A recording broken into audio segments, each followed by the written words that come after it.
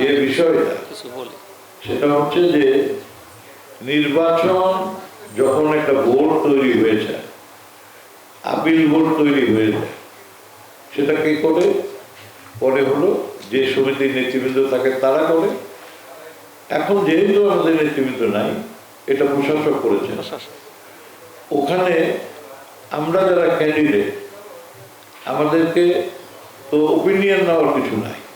কোথায় উনি করবে, কি করবে, উনি আমাদের কাছে জিজ্ঞাসা করবে না। উনি যদি কোনো কারণে কোনো কনফ্লিক্ট হয়, কোনো বিষয়ে কিছু হয়, সেই কারণে উনি বলতে পারে। এখন প্রশাসক, আপনার এই চেয়ারম্যান, এখন মনে করেন নির্বাচন উপলক্ষে প্রযোজক সমিতি থেকে 31 লক্ষ টাকা উঠে নিয়ে গেছে। এখন আমাদের কাছে তো কোনো অনুমতি নেই, কোনো বাজেট দেয় নাই, কোনো কিছু বলে নাই। তো এখন উনার অথরিটি আছে, উনি উঠিয়ে নিয়ে গেছে। আমাদের অথরিটি কখন তৈরি হতো?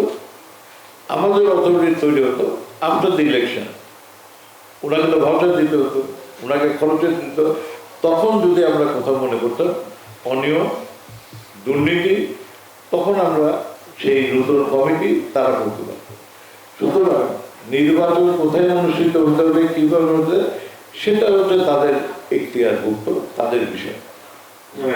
যেটা হচ্ছে যে 2 মাসের একটা টাইম, সেটার মধ্যে আসলে কি প্রসেসটা আছে?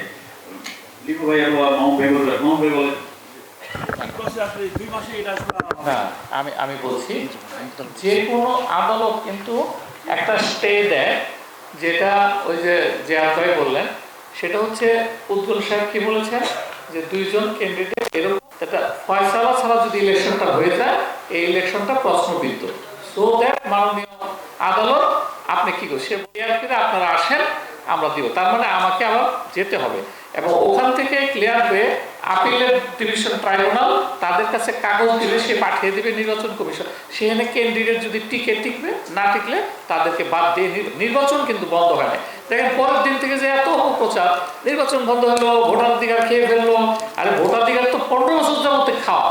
বলবো আর কি, কিছু আমাদের এই ভোটার অস্থির হয়ে গেছে, যারা বিভিন্ন রকম ফায়দা লোটার জন্য, যে নির্বাচনটা হইলেই তো 2টা পয়সার ব্যবস্থা হবে। এটা সত্যি কথা বলতে বাধ্য হলাম। সবাইকে ধৈর্য ধরতে হবে।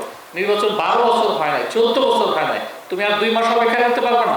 দেখো 2 মাসের মধ্যে হয় কিনা।